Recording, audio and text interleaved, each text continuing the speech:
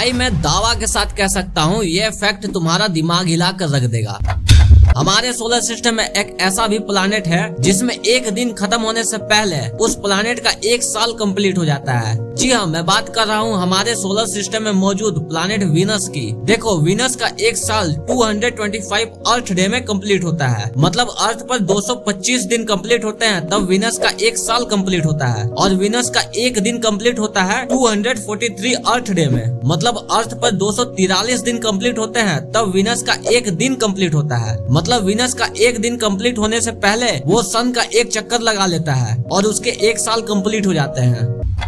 हमारे solar system में 4 ऐसे भी प्लैनेट हैं जिनके अराउंड हमें ब्यूटीफुल सी रिंग दिखाई देती है। पर क्या आपने कभी सोचा है कि ये रिंग आखिर बने कैसे होंगे? तो देखो, जब किसी प्लैनेट का मून उसके बहुत पास आ जाता है तो उस प्लैनेट की ग्रेविटी उसे तोड़ देती है और टूटा हुआ मून छोटे छोटे टुकड़ों में टूटकर प्लैनेट के अराउंड घूमने लगते हैं और धीरे धीरे वही टुकड़े मिलकर एक ब्यूटीफुल रिंग बना देते हैं। कभी कभी 2 मून के आपस में टक्कर की वजह से भी या उस प्लैनेट की मून और एस्टेरॉइड कोलिजन की वजह से भी ये रिंग बन जाते हैं।